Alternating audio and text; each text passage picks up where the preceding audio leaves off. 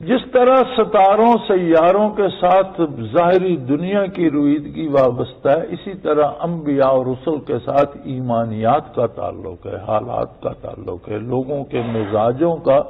اور ضمیر کا تعلق ہے۔ جب نبی دنیا سے اٹھتا ہے تو نبی کے جانشین ہوتے ہیں،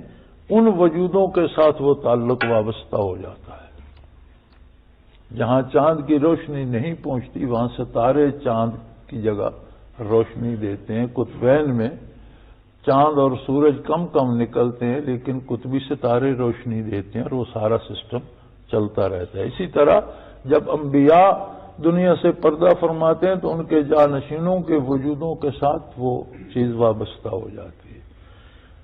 اسی طرح صحابہ تابعین تبع تابعین جب چلے جاتے ہیں تو اولیاء اللہ ہوتے ہیں اور ان میں مناصب ہوتے ہیں، اقطاب ہوتے ہیں۔ اب قطب ارشاد جو ہوتا ہے تو دینی معلومات کا اور لوگوں کو دین جاننے کا جو شعبہ ہے وہ اس کے وجود کے ساتھ وابستہ ہوتا ہے اور اس کے مزاج کے مطابق ہوتا ہے۔ اسی طرح قطب مدار کے مزاج کے مطابق لوگوں کے سیاسی خیالات ڈیولپ ہوتے ہیں اور امور دنیا اور نظام دنیا ڈیولپ ہوتا ہے، لوگوں کی سوچ اس طرح بن جاتی ہے۔ اور یہ ضروری نہیں ہوتا کہ قطب مدار کو یا قطب ارشاد کو یا قطب الاقطاب کو یا ان کو پتہ بھی ہو کہ میں قطب ہوں یا میں غوث ہوں۔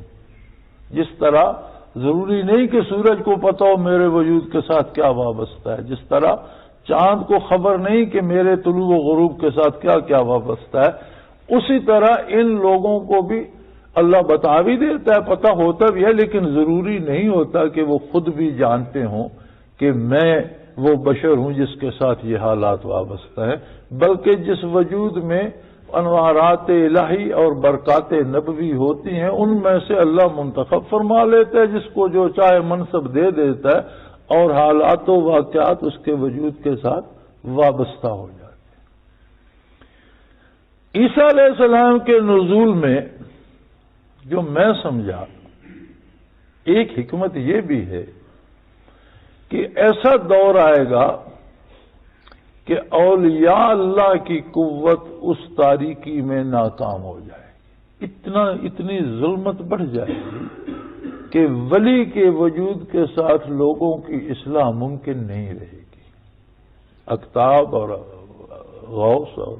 یہ فیل ہو جائیں گے، ہوں گے، لیکن ظلمت اتنی بڑھ جائے گی، گناہ اتنا بڑھ جائے گا، برائی اتنی بڑھ جائے گی کہ اس ولی کے وجود کی برکات اس کو سنبھالنے کے لیے کافی نہیں ہوں گے۔ وہاں قوت نبی کی چاہیے ہوگی کہ اس برائی کا مقابلہ کرے۔ تو نیا نبی تو اللہ نے مبعوث نہیں کرنا، اللہ نے پہلے نبیوں میں سے ایک نبی کو محفوظ رکھ لیا کہ جب ضرورت پڑے گی مخلوق کو تو میں پھر سے